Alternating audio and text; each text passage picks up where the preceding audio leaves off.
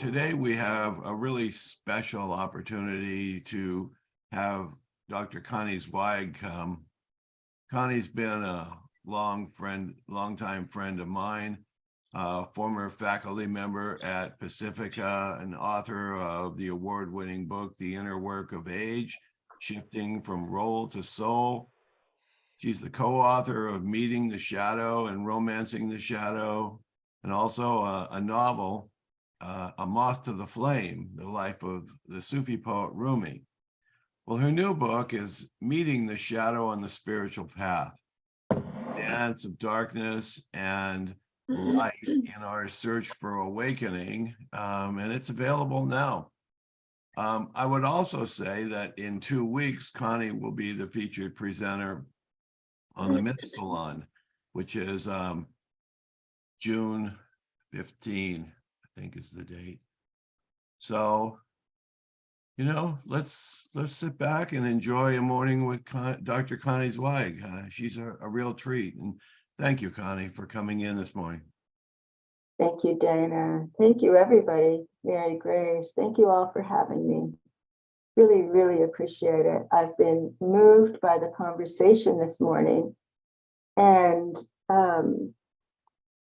just kind of containing myself for this moment. I think I'd like to say that when I was writing The Inner Work of Age, which I know many of you have read because you formed a study group around it, I lost several really close friends, and grief became a teaching for me in some really profound ways. My two lineages, depth psychology and Vedanta, both really teach us a lot about grief. And so I would urge you to frame it not as being off the path, but as part of the path of your spiritual work. Grief and loss are part of the human journey and also the soul's journey. And one of the precious teachings I've gained from Carl Jung is that when we hold opposites, a third thing can emerge. And so I created this practice for myself about holding grief in one hand and gratitude in the other hand, and feeling the embodiment of that. And it's not to lessen feelings. It's not to diminish the grief. It's not to enhance the gratitude like positive thinking. No, it's to really allow myself the full range of feeling and intensity of both. And it's been, I feel a lot of grief myself about the state of the world. I feel it every day. Sometimes I cry about it. And somehow having that in one hand and gratitude in the other hand has really helped me to recognize that grief is connecting me to mortality, to my mortality. When I lose a close friend, it's a reflection of my own mortality as well as my attachment to that person. And when I hold gratitude, it keeps me in the present moment. So there's this tension between what's fleeting and what's coming and going, what's inevitably passing, and this moment that's alive and precious. So I just wanted to share that with you. I kind of made up that practice, and it's been really, really helpful to me. So now I'm going to turn to the new book, which is an extension of my work on the shadow, which, you know, who knows why this was given to me. It's not an easy topic, but for about 40 years now, it's what I've lived with and what I've written about and what has been my contribution in this life. And so I've extended it now into the spiritual arena. And so if everybody would please mute, I'm going to start a PowerPoint for maybe 40, 45 minutes, and then we'll have plenty of time to discuss it. And I Look forward to hearing your thoughts and feelings about it.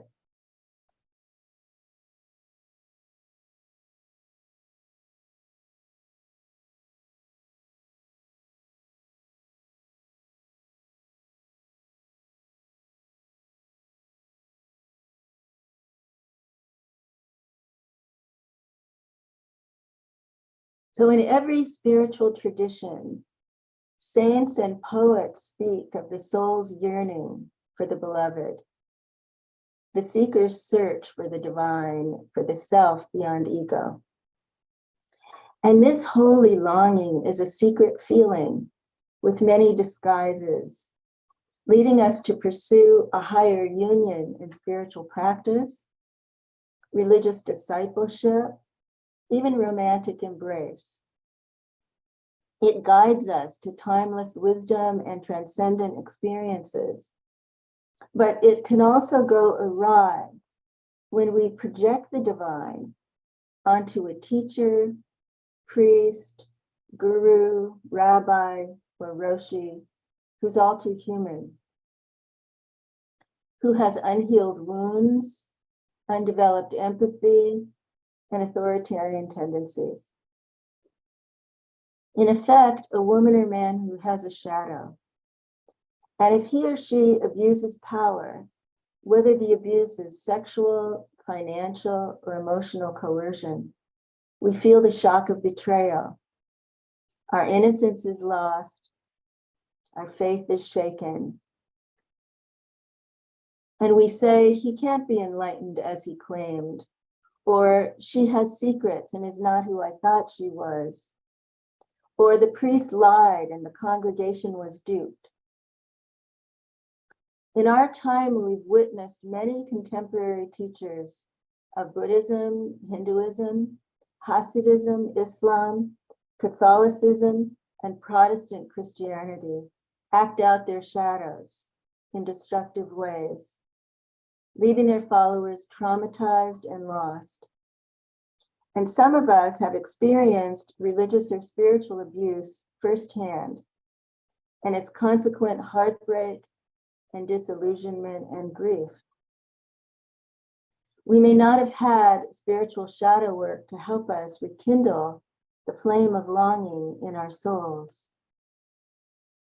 Daily accounts of the eruption of human shadow bombard us today in the social and political arenas, with darkness blocking the light as in an eclipse.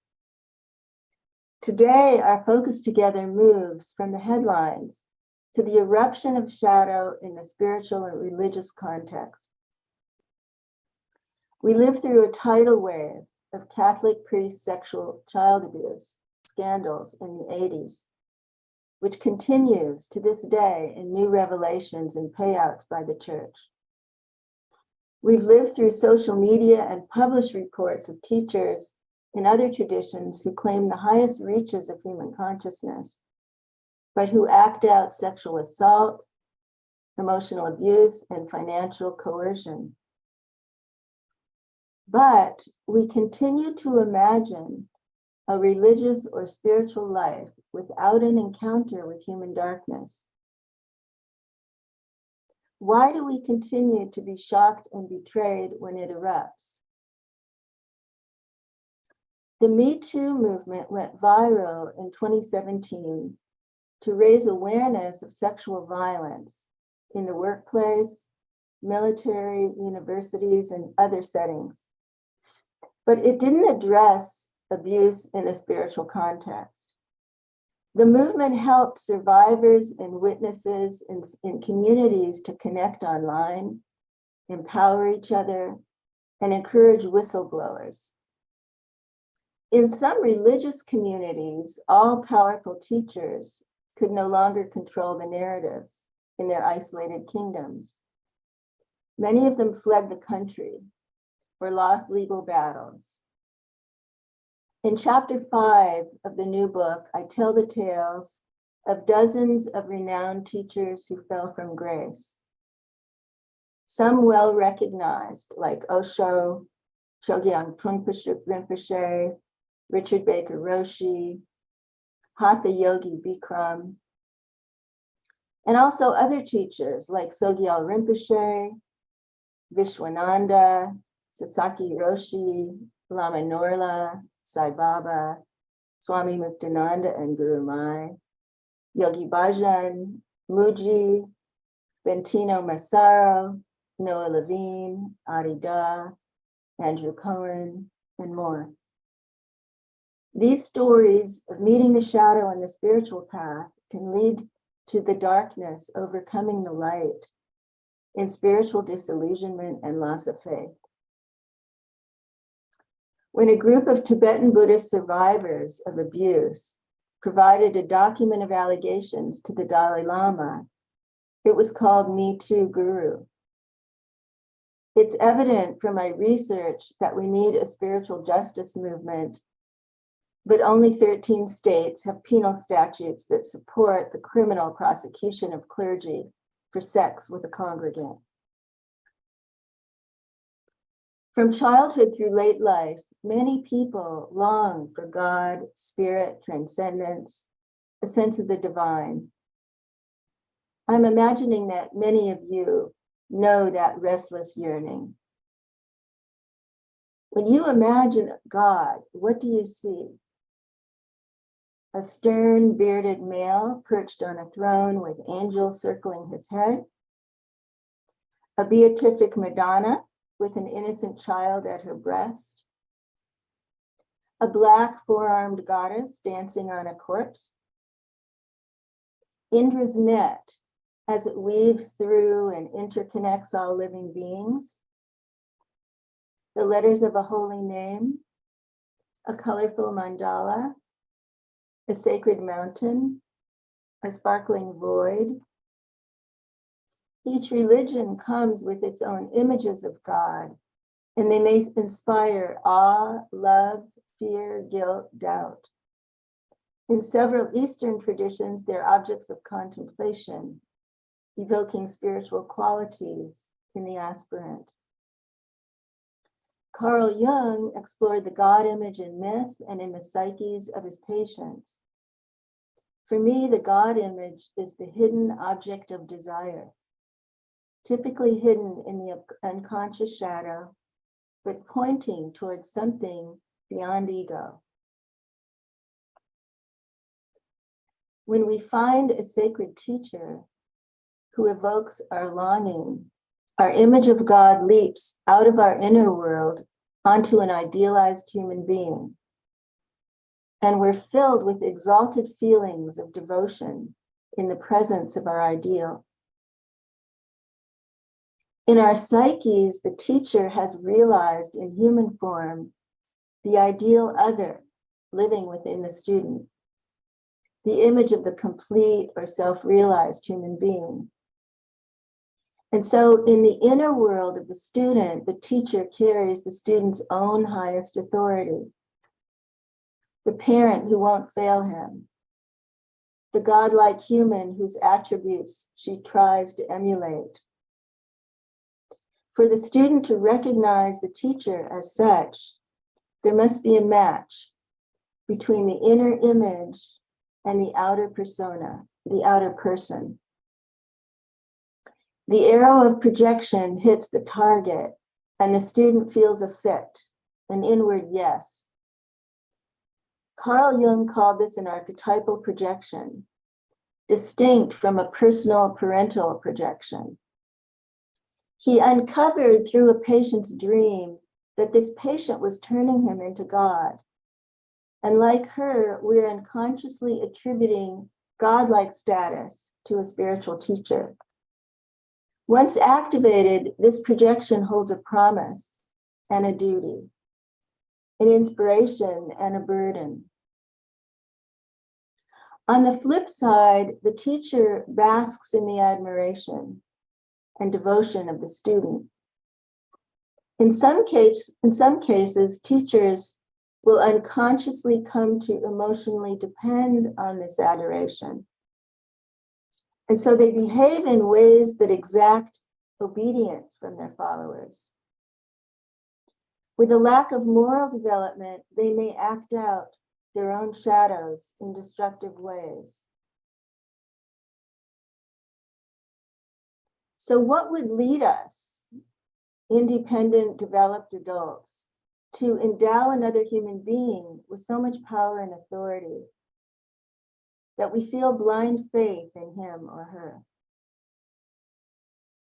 Our tender longings activate vulnerable feelings of childhood devotion. As Freud pointed out, each of us carries unmet childhood needs into adulthood, like an unconscious longing to merge with a powerful figure for protection against feelings of powerlessness or abandonment. And so we're susceptible to the vagaries of human authorities who appear to be benign.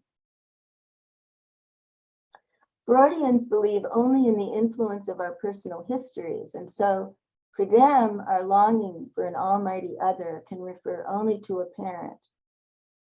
But we know from Jung that archetypal projection is hidden beneath and behind the parental projection. So let me step back quickly and just define projection to be sure that we're all on the same page.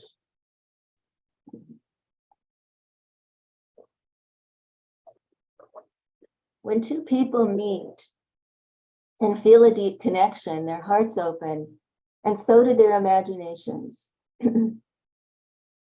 Through projection, the shadow or the unconscious mind expels both positive and negative traits by attributing them to other people and disowning them in ourselves.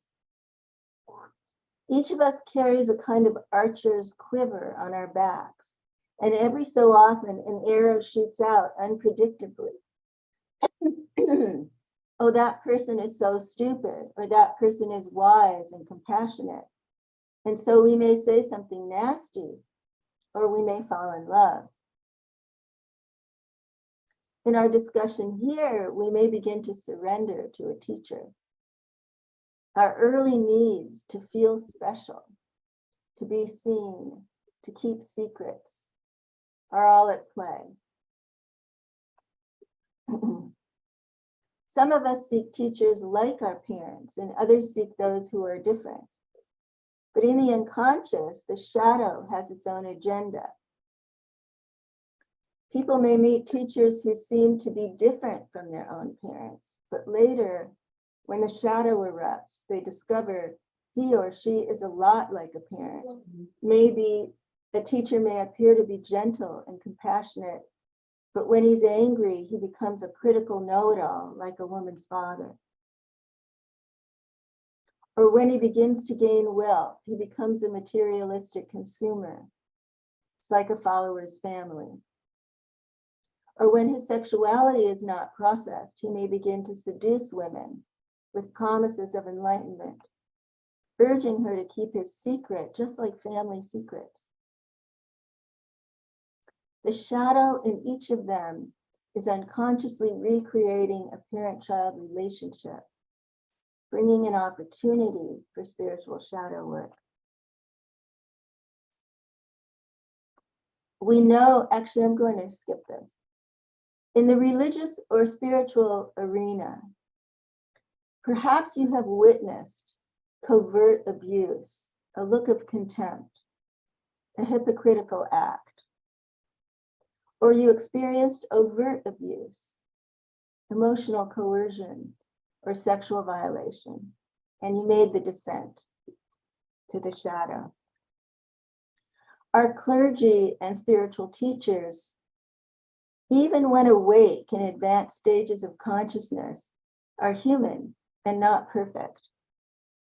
As a teacher's ego becomes inflated with success, surrounded by adoring followers and the props of a lineage, he or she may come to feel entitled to sit on a golden throne and increase authority without limits. Using power to serve the ego's agenda, the teacher's danger grows. And soon he does not have power. Power has him.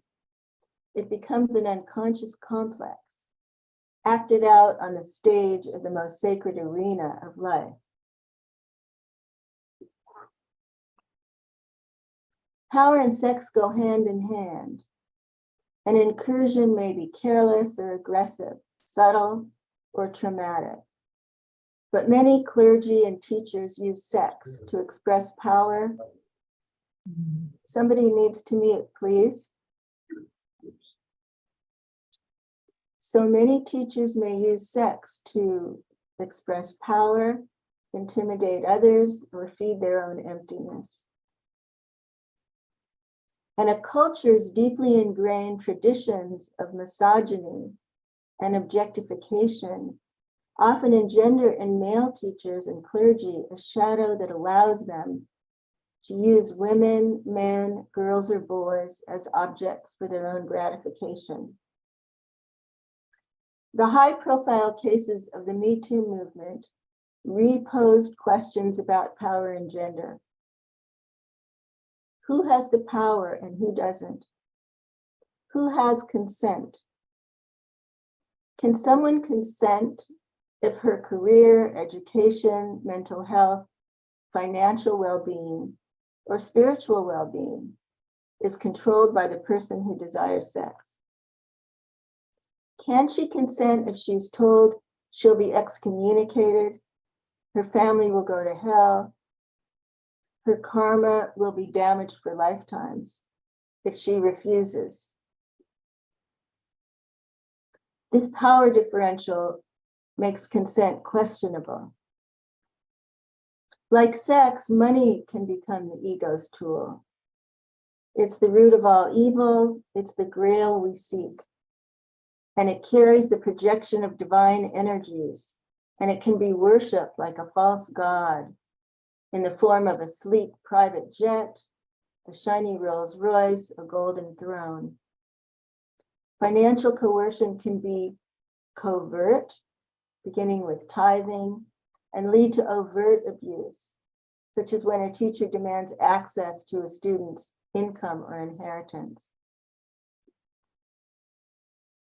The reports of many teachers living lifestyles of excess, in contrast to their teachings and in contrast to those who serve them, are deeply disheartening.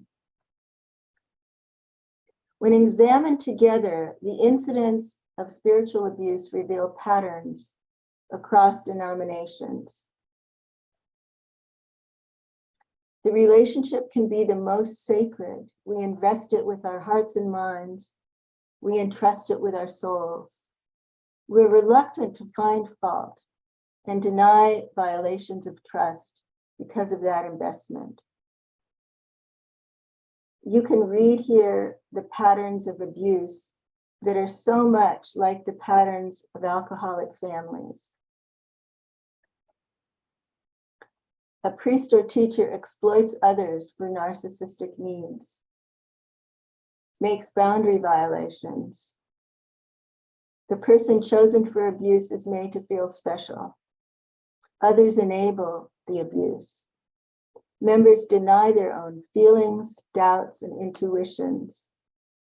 They seek to maintain the projection. They rationalize hurtful behavior. Shameful secrets glue the system together, and members are threatened with retaliation for disclosure or wishing to leave. So the second half of the book is about recovery and spiritual shadow work. At some point, a student can no longer tolerate being the subject of covert shaming or sexual violence, can no longer tolerate being the witness of hypocrisy or coercion. So I ask you to reflect on your role in relation to a teacher. Are you obedient, dependent, repeating family patterns?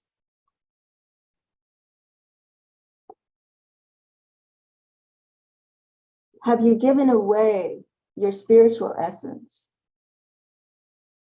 Have you projected your spiritual authority? And I'm going to go quickly through these because this is not really a workshop with self-reflection time, just kind of giving you a taste.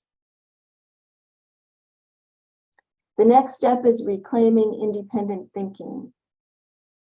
Have you projected your certainty and banished your doubts? And this reminds me of Michelle's comment about, I have an idea for reading this morning. Do you have an idea or an intuition that you stuff away in the shadow? Have you accepted others' definitions of moral behavior? And what do you need to reclaim your critical, independent thinking? Have you cultivated a spiritual persona that narrows your range of feeling? And what's your biggest fear of reclaiming your feelings?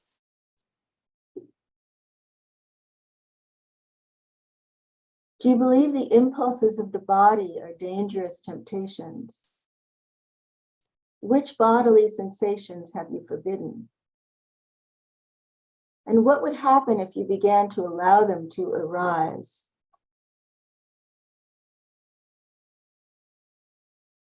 Have you become passive, submissive, giving up action in your own behalf? Are you unable to feel or express doubt or questions? And what do you need to act in your own behalf?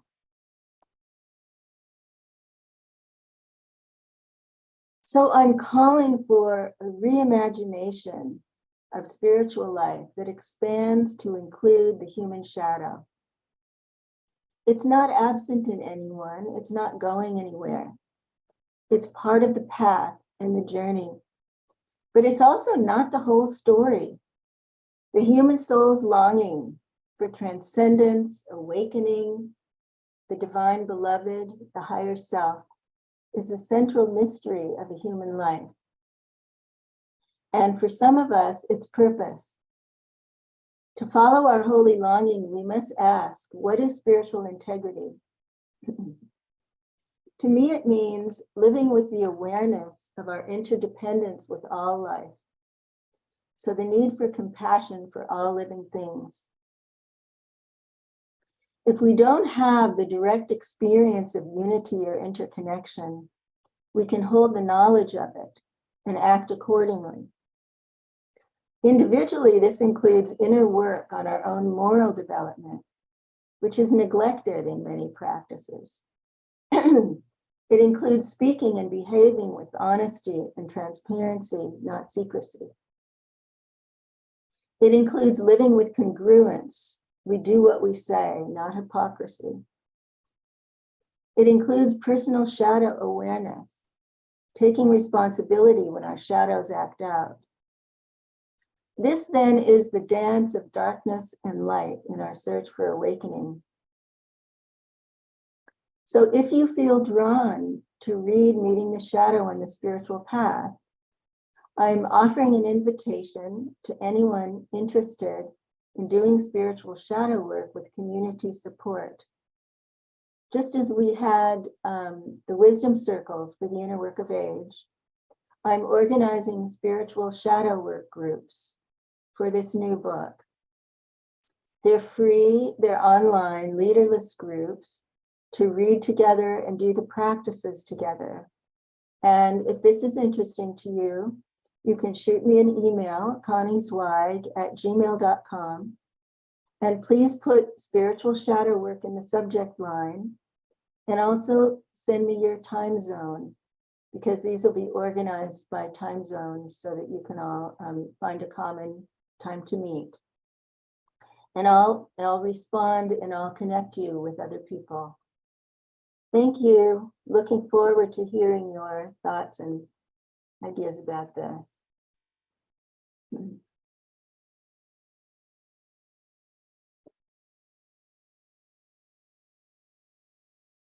So shall we use the electronic hand raise? Mary Grace, did you want to say something? I was just going to say, I imagine you're available for questions and comments. I imagine the group may have input. Thank you so much. That was really wonderful presentation. Yeah. How much time do we have now? Yeah, you have about Just under 20 minutes. Great. Okay, great. So do any of you have an experience of religious or spiritual betrayal? And do any of you feel disillusionment at this time?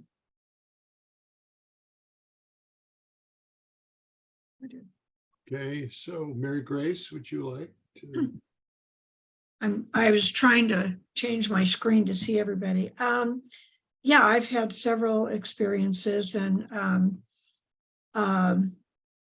one with a minister, one with a priest, a couple with Eastern spiritual teachers. I find your words and what you're saying, Connie, to just be right on. Also, the school that I went to, the founder, I recognized him before I found out the information that supported that. So it's been interesting. It's been an important part of my own growth. I could recognize this last founder of this school before I even knew the facts. It's given me a depth of intuition. And, tracking it back to sexual abuse as a child, which I have no memories of until I was 50. So the sexual abuse thing has been a huge learning, a huge teacher in my life. It's been a painful journey, but, now when I look at my life, I think, as a human being, would I have chosen any of that? No, absolutely not. However, I wouldn't have the life and the learnings that I have now without it. So it's sort of holding both, like Jung talks about, holding both. I wouldn't have chosen it. Thank God I had that in my path of all of it. So thank you for writing this. It's a wonderful, wonderful book. That's beautifully said.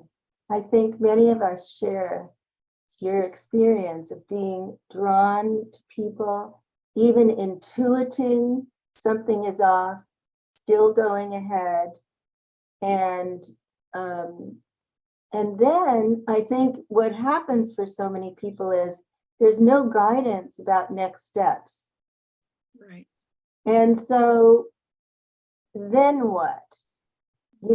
If there's serious trauma, there can be a re-triggering of early trauma. There can be PTSD symptoms. There can be, the need for therapy, for recovery. What I really wanted to do with this book was take the insights from depth psychology and apply it to our spiritual lives. What is going on when we have the experiences that you just described? And I think in our generation, Mary Grace, they're extremely common. So many boomers were seekers early on. Like for me at 19, it started. And so there was a naivete that I carried into that world. And that kind of, set me up for what I witnessed. So I'm hoping that this kind of offers a missing piece in shadow work and the spiritual domain, kind of bringing those together. So thank you for your comments. And can I just add a little PS? One thing I've found for myself and others is that when I've discovered what I've done, been a party to, there's a tendency to go to self-blame. And so it really helps to have the groups that you're talking about. It helps to have your book. So I'm very grateful you've written it. Yeah, I think that all of the old patterns come up. So if the pattern is that we blame ourselves, then that's our initial response until awareness, the light of awareness is shed on it. If our childhood response was to identify with being a victim, then that's what comes up. If it's to blame somebody else and be enraged, then that's what comes up. So there's a lot of psychology that we bring to our spiritual lives that isn't conscious until we experience something like this. And it can be excruciatingly painful, but it can also bring a lot of awareness and therefore maturity, spiritual maturity in our development. All right. Harry?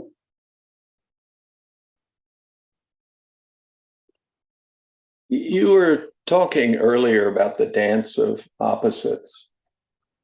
And in reflecting about the shadow, taking, let's say, two of the big ones, sexuality and money. In your experience, do you have a way to, or have seen ways in which people can hold opposite views at the same time? I'm asking because it's so easy to look at what we call abuse, point the finger, and banish anybody who transgresses a boundary. And in the moment, sure, I mean, it's understandable. But more than that, what I'm wondering about is, aren't we just creating another shadow? That this thing is bad? Is there, so I guess my question is, are there ways in which maybe we can begin to appreciate and understand our own sexuality, our own issues around money, just to take those two examples, in a way that might create something new that maybe as a collective we don't see today? I love that question because it sounds to me like what you're intending to ask is how do we hold the complexity and the nuance rather than fall into splitting and black and white thinking, like victim perpetrator, which is the sort of default place that we go to in our culture, right? And that certainly happened with the Me Too movement. Victim survivor versus perpetrator abuser. And I really tried by applying psychology here to hold more complexity around this, because I really do think there's nuance. So for example, in some of the stories I tell, there are women who ended up marrying their teachers. If you look at, and who say it was a positive experience for them to be seduced by their spiritual teacher. So so how do we understand that, right? We assume that this power imbalance made it impossible to have a healthy relationship. We don't know how the power dynamic exists in a marriage after that situation. We also have this, in psychology, maybe John wants to say something as an analyst here, because the whole idea of transference in psychology, this comes up as well with therapists having sex with clients. So there's a sense of how do we speak about this in a way, because feminism also has addressed this extensively for decades. And that's very right-wrong thinking. And it's also very gender specific, the man is wrong and the woman is the victim. And our identity with gender is changing now too. So how do we imagine this in a more complex way? And I think that's a really positive question. And my way of doing that is that each of us has parts. And there is a part in the person who is abused that, as I described it, has that childhood part that resonates with the abuse and the abuser. And there's that part in the abuser that has needs that are valid. Most spiritual teachers are isolated. They have no peer support. They have no one to talk to. They probably shouldn't be celibate if they are. They are struggling with their sexuality or their communication needs. Do you know what I mean? So there is a way in which this is much more complex than black and white thinking. And thank you for such a sophisticated question. Thank you.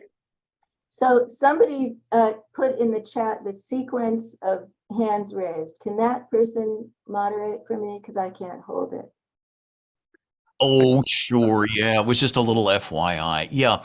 Can I go? Can I go? Well, actually, so let me to answer your question, Connie. It was Linda had her hand up, and then Brooke, and then Harry, and then Okay. Jim. That was the order of. So you mean Harry jumped the line? And Inger. Okay, so Linda, let's hear from you. And now Inger too afterward. Okay. Many years ago, and some of the people in the mastery circle may remember, I was on a 500-mile spiritual quest with a bunch of people who were Indian related. And it broke open a lot of things for me about, understanding the land and understanding religious ideas. But the last time I went on the run, the two leaders got in a big fight. And it broke my heart because I thought they were one. And when they split, which they did on the run, I just felt like I can't do this anymore. So there was something inside me that said, I can see this isn't for me. So that was the first time I ever felt like, no. Okay, so there was something inside you that said, they're not who I thought they were. Yes. And so I would urge you to reflect on, who did you think they were? And where was their shadow in your idealization? Just reflect on kind of what you attributed to them that didn't fit. And what does that say about you? So let go of them, right? What does it say about you?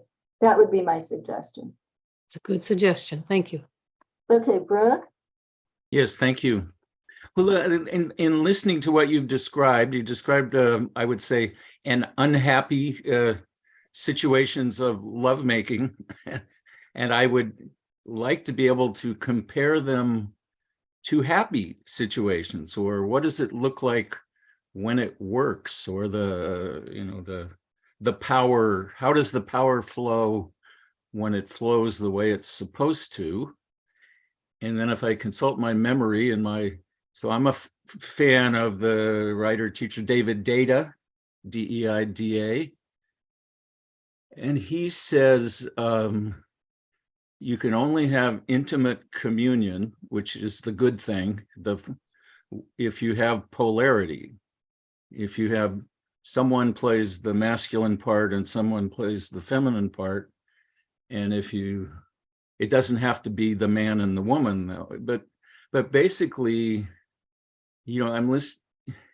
I think I'm inclined from my own experience and reflect that that's true. That that the way God planned it, and evolution and Darwin and Tim Peering planned it, is that there's the masculine and there's the feminine, and mind-blowingly beautiful lovemaking can happen when you have polarity. So my book is not about that. It's not about Tantra. That's not what it's about. It's about power dynamics in spiritual religious relationships. And so I know the work of David Deida. It's not my expertise. And so I really don't know how to respond. And I don't kind of want to get into a debate about content. I want to just share with you my offering. See if it resonates with you, okay? Okay, so Mim. Hi, Connie. I just wanted to say hello and share with you how appreciative I am. We're still working on the other book, The Inner Work of Aging. And there are many of us here today who are in that group. it's coincidental that it was a year ago that we started, and we're just nearly finished with the book, 12 chapters, and we're on chapter 11. And I think it has been very enlightening and healing for many of us who have now the opportunity, with your guidance, to look at the shadow and to begin to heal from it. So I just want to say thank you for your guidance. Well, you. thank you so much for your support, Mim, around the circle. I know you've been engaged all this time, and Mary Grace. Thank you all for staying with the inner work of age. And it's very meaningful to me as a writer to hear from my readers. It's everything. So thank you. You're very, very welcome. Thank you. And then Inger had her hand up after. Thank you. I first of all, I'm very appreciative of this morning, and I'm looking forward to reading your book. My background a little bit was that clinical psychologist, but at UCLA, my dissertation was on sexual harassment at the workplace. And I partook of the first national study that was sponsored in sexual harassment. My particular dissertation dealt with attribution. In other words, looking at the rape literature, in what cases did the woman blame herself or blame the circumstance? And so I had an opportunity we conducted many in-person interviews with those who had the most severe experiences. One of the conclusions my study came with that there was a very big difference in whether the person had more like a progressive point of view versus traditional, meaning that those who incorporated more traditional points of view were more likely to blame themselves and expect that if they told anybody, that they would blame them too.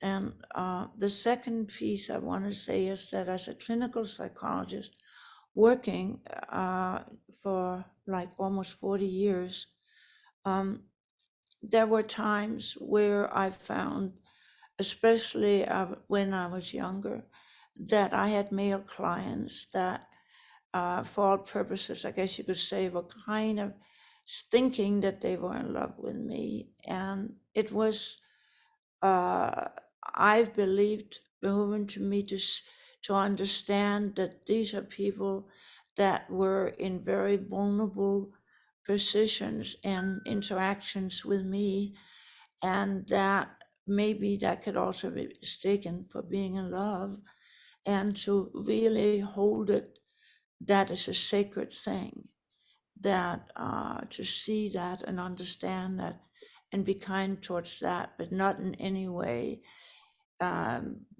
engage or allow any kind of feelings that might have surfaced for me, because it, in my mind at that time, would have been unbelievably irresponsible. So those are my points of view. Thank you. Thank you. Thank you. I'm so glad you did that research. And, you know, I think some of us in our clinical training do receive this understanding of erotic transference and how much it's a projection. It's not even about us. We're just the target of it. But in the religious and spiritual world, clergy don't have that training. And so they don't have that understanding. And so what then happens when they're seen that way, when people are adoring them and falling in love with them and obeying them, in some cases, thousands of people, in some cases, millions of people. I mean, in India, there are gurus with millions of followers.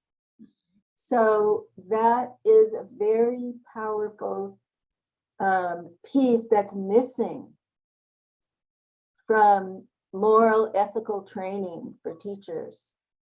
I'm part of a community now called Association for Spiritual Integrity, where we're trying to offer some teaching for young spiritual teachers who are coming up. You know, there are many people now who are having experiences of what we now call non-duality. And then they quickly become teachers, and they have really no preparation for this. And so we're trying in some ways to offer that. And there are communities in the Buddhist world, for example, where they're creating codes of ethics for teachers. But they don't have clinical training. And many clinicians still act out their sexual shadows. Excuse too. me, So- Dr. Zweig, I've just got to make a quick note. We are out of time, but if you could take a couple of minutes just to wrap up the session, Okay. that would be great. Okay, so I think, you know, the shadow finds its way out in all of us. And if we can begin some self-reflection and asking ourselves, it's scary, but it's not bad, it's not evil, it's a part of everyone. And it comes up as a repeating fight in your relationship or a critical comment. It comes up in your addiction to food or alcohol. It's, you know, it's a part of the human journey. I'd like to invite any of you who are interested to join a free online circle to do spiritual shadow work. So again, my email is conniezweig@gmail.com. And I really enjoyed this morning with you. I love this community. Thank you. Much gratitude to you.